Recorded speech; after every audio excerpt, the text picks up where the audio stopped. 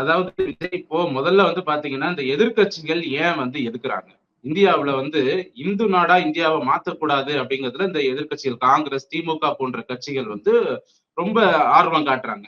இந்து நாடு என்பதை கடுமையா எதிர்க்கிறாங்க. இதனுடைய நோக்கமே என்ன அப்படின்னா, இவர்களுக்கு வந்து அந்த சிறுபான்மை மக்களினுடைய வாக்குகள் அப்படிங்கிறது வேணும்.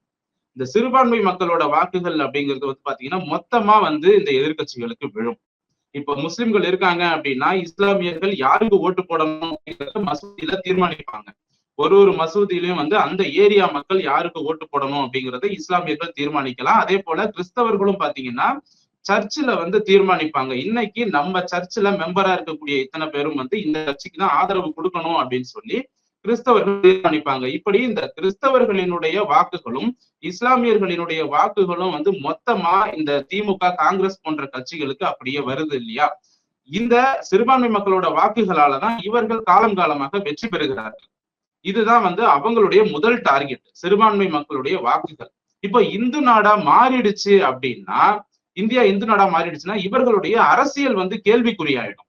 சரிங்களா? இவங்க வந்து என்ன அரசியல் பண்றாங்க?